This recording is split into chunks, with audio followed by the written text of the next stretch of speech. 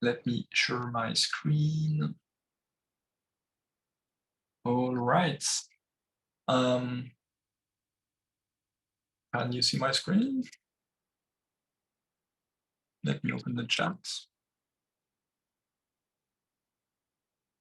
And I've started the recording. Did I? No, not yet. Oh yeah, awesome.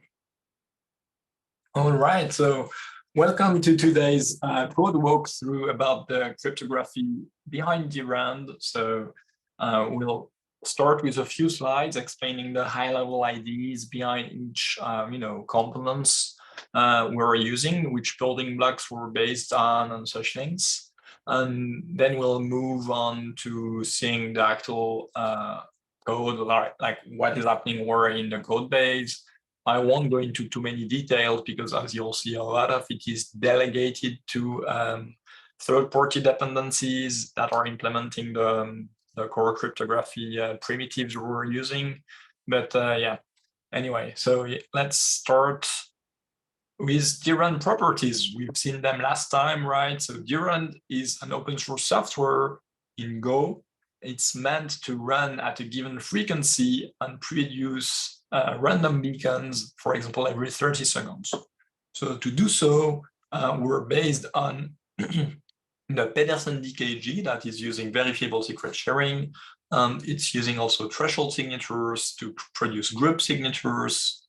And it's using pairing cryptography to do it all. So to do signature reports. So it is meant to bind together different entropy sources, and we'll also see what that means in a minute. But basically, Cloudflare, for example, is using their lava lamps to produce entropy, and University of Chile is using the Chile seismic data to produce entropy, and so on. And drand has been running in practice for the past 3 years without any downtime, which is amazing, and is also why we chose a threshold design, because that means even if a few nodes are down, the whole network keeps running.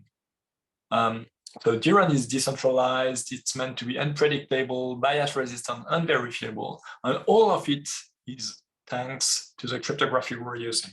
So not all of it, the decentralized part is about how we run it, I guess, but the unpredictability, bias resistance, and verifiability of the randomness produced by drand is thanks to the cryptography. So first things first, there is a paper out there called Scalable Bias-Resistant Distributed Randomness, and it explains a more complex system to achieve the same kind of guarantees. The differences we have in the drand case are we're using BLS signatures instead of using Schnorr signatures, which makes the whole signing process much easier because it allows us to bypass entirely a whole bunch of commitments that they require in that paper in order to ensure the fairness and predictability and everything. So you can see all the details online on the drand.love website. There is a cryptography documentation in our /doc/cryptography page, and that explains most of it. So now to talk about the cryptography itself. So the building blocks drand is based on are the following. First, we have Feldman's verifiable secret sharing. That allows us to share a secret in a verifiable way so that you can make sure there is no malicious behavior going on during the protocol. Then there is the Pedersen distributed key generation that is building on top of Feldman verifiable secret sharing to help us produce a distributed key for the whole group of nodes running drand. And each node will have their own secret share of that group secret. And the group secret is never in memory on any device. That is pretty cool. Then we use the BLS 12381 curve to do threshold BLS signatures. So once upon a time in 2018 through 2020, drand was based on the BN256 pairing-friendly curve. Sadly, this family of curves were shown to be much weaker than we thought. Their security level dropped below 100 bits, and so we decided to move to BLS 1281, and that has been the case since August 2020, when we launched the current mainnet for drand. So there is a resharing scheme as well, because once you've generated this group secret for the whole group, you might still want to onboard new nodes into your group, right? So in order to do that, what we do is we use a resharing scheme that allows us to create new shares of the secret without having that group secret in memory on any machine at any time. And that allows us to onboard new members. And also, even if you store all your previous shares as a node, you won't gain any information about the secret of the group. So you can't just stay in the group for long enough to collect enough shares to hack it. That's not how it works. Finally, for the more mundane building blocks, we're using SHA-256 in most places where we need a hash function. And we're using Blake2B in a few places, like for comparing integrity of files or the integrity of identities, like as a, maybe like basically like as a as a way to hash data quickly and compare it. And there is no good reason to have two different hash functions. So we could say we could move entirely to SHA-256, or we could move entirely to Blake2B. This is mostly an implementation detail, I guess. So first things first, I mentioned we were using VSS, and the idea behind verifiable secret sharing is roughly the same as the one behind Shamir secret sharing. So the main idea is that if you take 2 points, you have a single line that goes through these 2 points. If you take 3 points on the graph, you have a single parable that goes through these 3 points, and so on. The more points you take, the higher the degree of the polynomial that is uniquely defined by these t points is. Specifically, if you take t points, it defines a unique polynomial of degree t-1. And so the protocol works roughly like that. You have a dealer that will create a random polynomial f of x of degree t-1 for t, the threshold, so the amount of people, not the threshold, the number of participants, okay? So you have, let's say, 20 nodes, so you would produce a polynomial of degree 19. So the first coefficient is the value f of 0. It's basically the only coefficient that is not multiplied by x. So that is the secret of the group that we want to split into shares. So the dealer will then send to each of the shareholders their share f of e, for e the number of the nodes. So let's say you've got node number 1, you would receive the evaluation of the polynomial of degree t-1 in 1. And the trick here is that we don't necessarily need to have t and n to be the same value, because t is the threshold, so it's the number of points you need to reconstruct the final polynomial, and n is the number of nodes that are participating in the whole scheme. So these two numbers can be different. They could be the same, but they can also be different. So for example, if we have 20 nodes in the group, but we want to require only 10 nodes as a requirement to reconstruct the secret, we would have t equal to 10 and n equal to 20. And that changes how you would do the computations. Then the polynomial, the final polynomial, can be reconstructed using this threshold number of shares using Lagrange interpolation. And that is basically what is pictured in that picture here. So you can see we have one blue point, one yellow point, one green point, and one red or orange point. And if we take these 4 points, they define a unique interpolated Lagrange polynomial. And if we evaluate that polynomial in 0, that gives us the secret value that we're using as a secret, basically. Now, the distributed key generation itself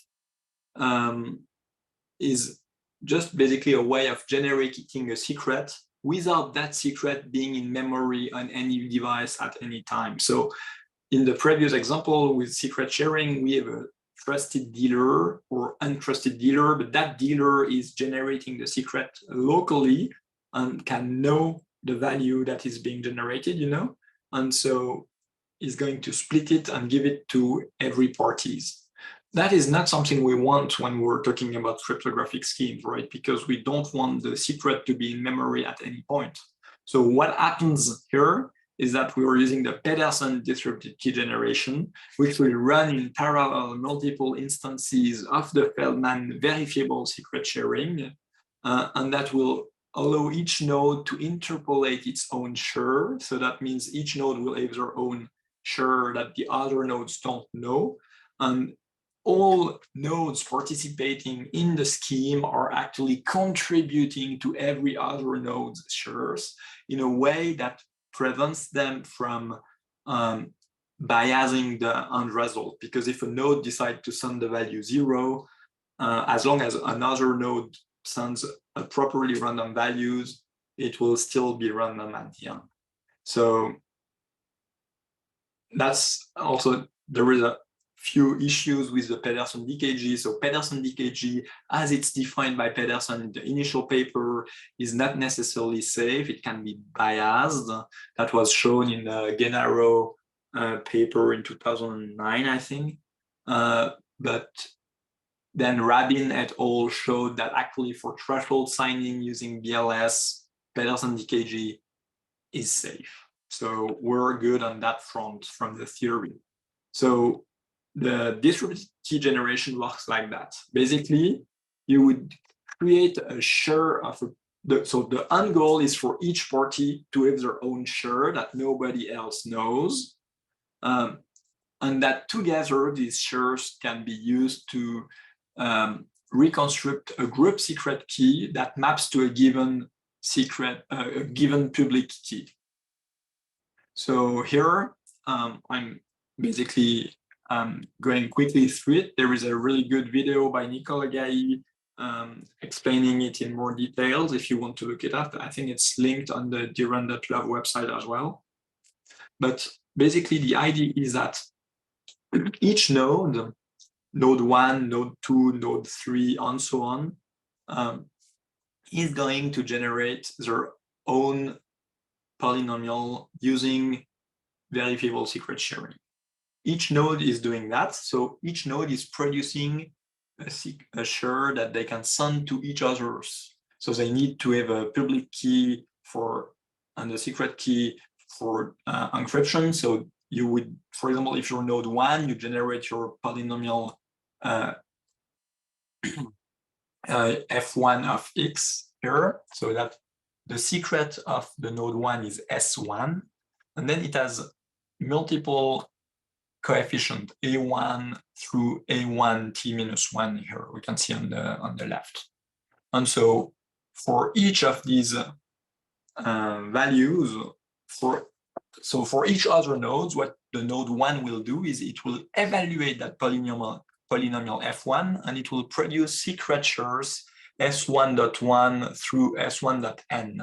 And that's the interesting part. You can see on the left, we have the degree t polynomials, so we only have up to t minus 1 coefficient.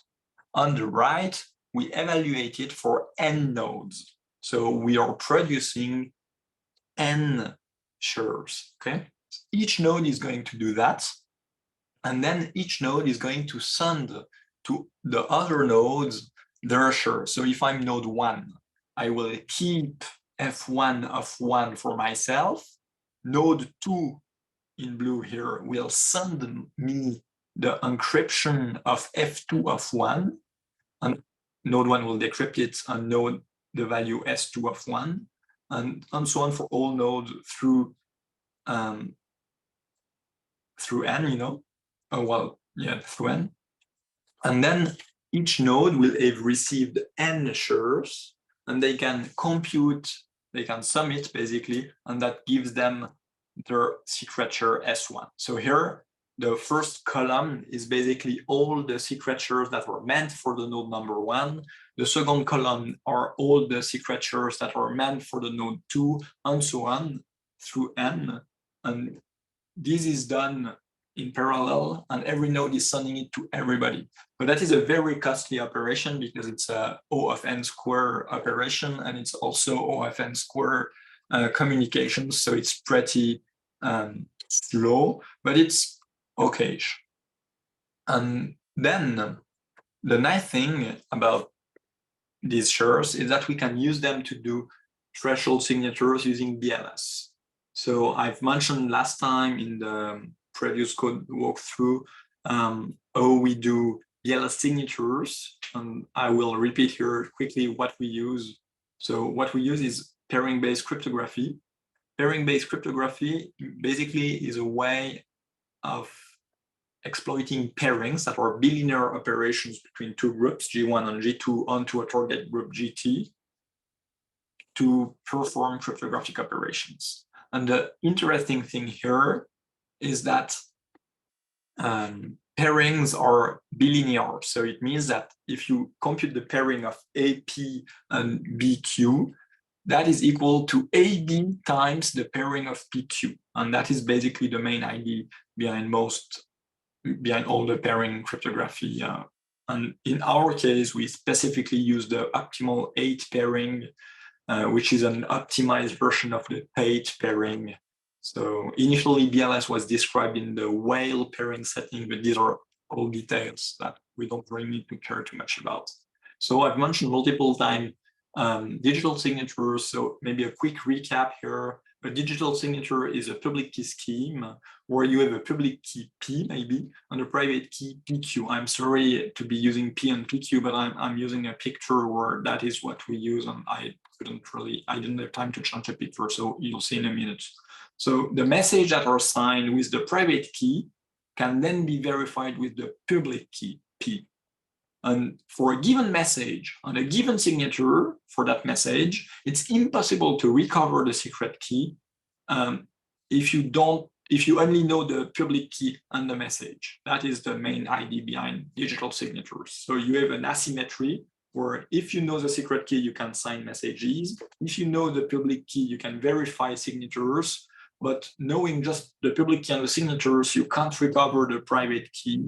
And that is the gist of digital signatures using public key algorithms. So in our case, we use the BLS signature scheme, which is actually not this related directly to the BLS 12381 curve we're using. So the BLS signature scheme stands for Bonnet, Lin, and Chasham, and I think it was actually developed in the frame of Lin's PhD, if I'm not mistaken. And it's using pairings to do the computations that we need to produce signatures.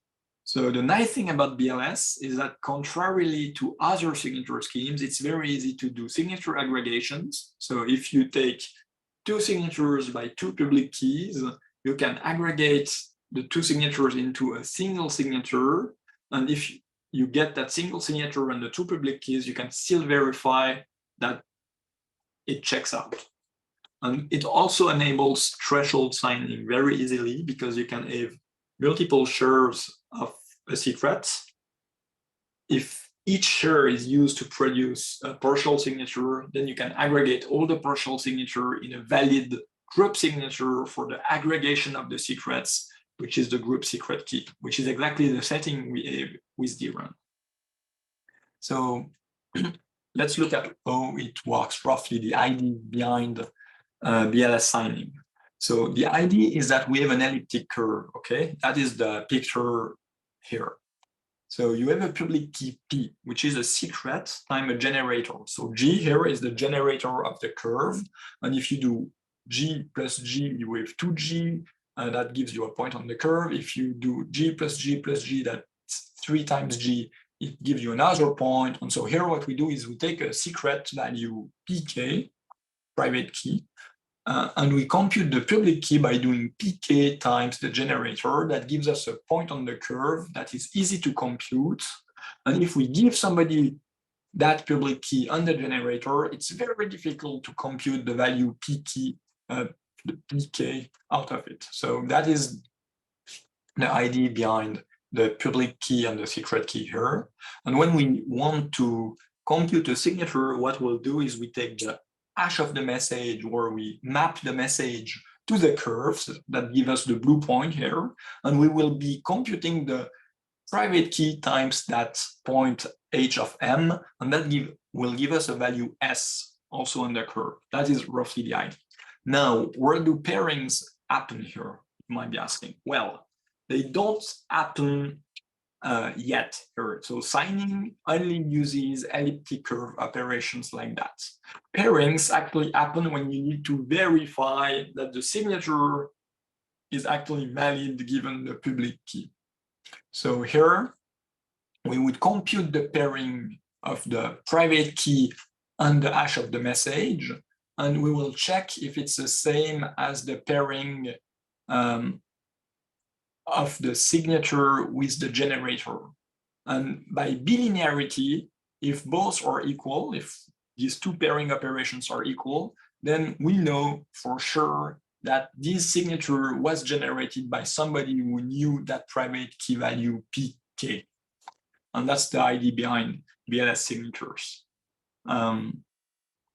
All right, so as I mentioned, we were using it to do partial, threshold BLS signatures, where each node is going to generate a partial signature.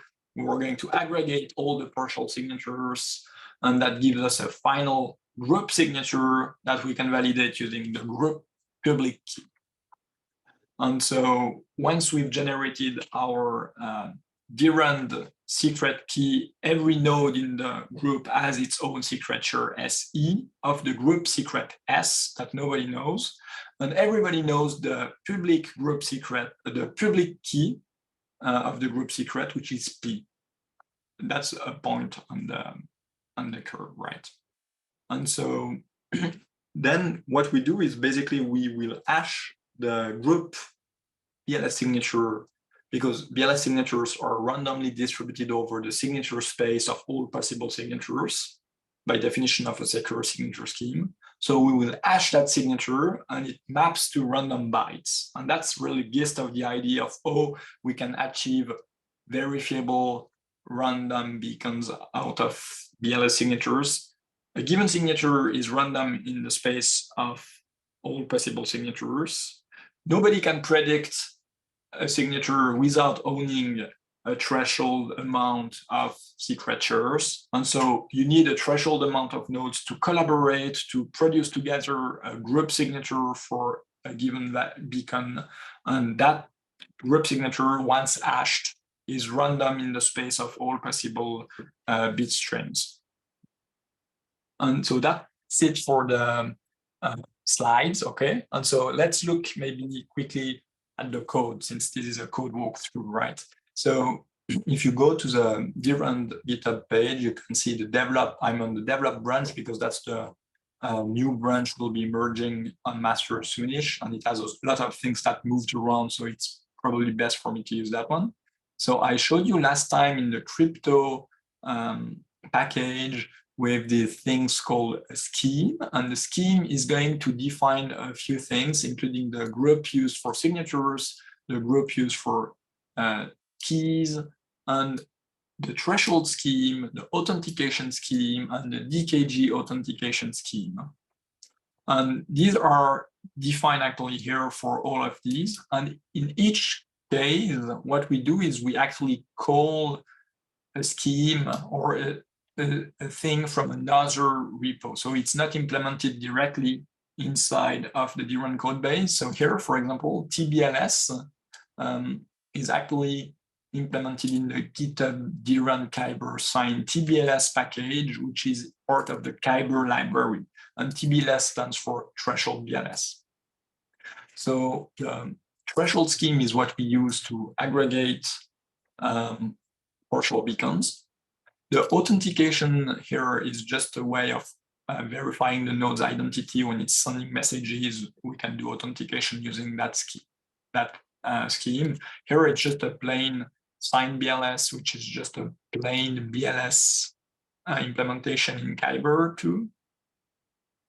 And for DKG authentication, we use shadow signatures. So here it's again defined in the Kyber sign package. It's a package in the Kyber library again. For the DKG part, we actually have a DKG package in the internal folder in drand. And that was actually heavily refactored recently, but most of the magic again is happening here in the process execute and finish DKG. And if we look at it, what it's going to be doing, it's going to start the DKG execution and save the result of that DKG execution. And if we look at the DKG execution code, again, what's going on here is that we use the DKG package, from Kyber again. So as you can see, most of the complex operations here are happening in the Kyber library. So Kyber is a an advanced crypto library for the Go language. It was initially developed by the Dedis lab at EPFL, and we have our own fork because we had to do quite a few changes. As you can see, we're 81 commits ahead. So it allowed us to change the code base a bit faster. So if you look at the Kyber library, it's implementing a lot of signature schemes, for example, and here we have a share package, a share folder rather, and inside there is the DKG packet, there is the PVSS and the VSS Pedersen packets that are what we need to do all the operations I explained earlier. So here, if we look at the DKG, most of the logic behind the DKG is going to be located in that package in Kyber. The other thing we're using a lot is obviously BLS 12.381. And so that is the elliptic curve we're using for all operations.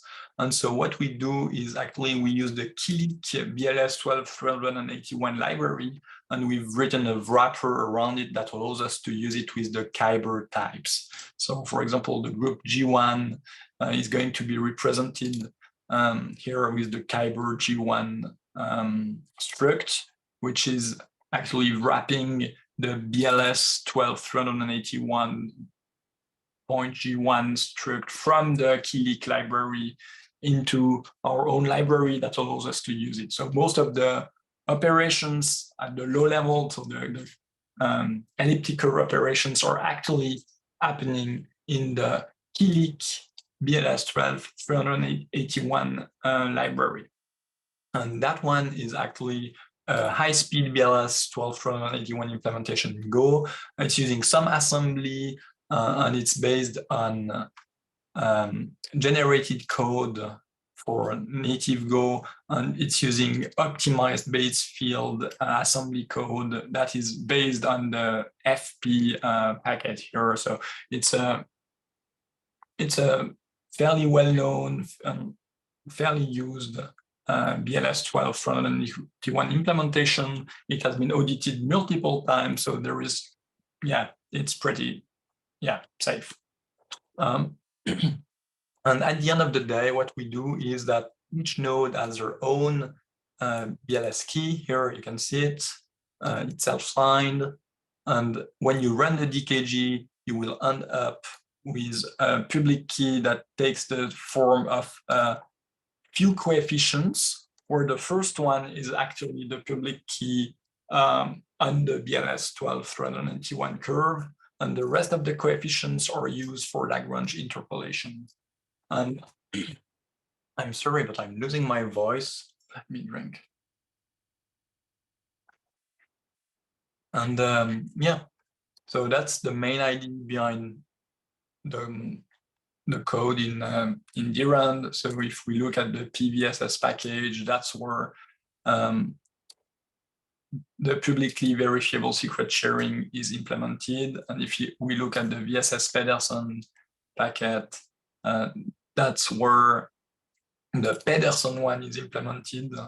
And I don't remember exactly, but the DKG is basically going to build on top of these. So I think it's in protocol, maybe no, maybe, yeah, anyway. So yeah, that's the gist of it. So the DKG stuff is happening in the DKG packet here in drand is mostly wrapping around the Kyber library. And the rest of the code we've seen last time, how to generate a random beacon and so on. That is going through the crypto packet here, where we also have a vault that is actually where we store the keys. So we have the vault structure is the part that is containing the key share and so on, and memory that allows us to abstract a bit more and yeah, make sure, yeah, it's safe basically. All right, I'm going to stop sharing. I'm going to stop recording.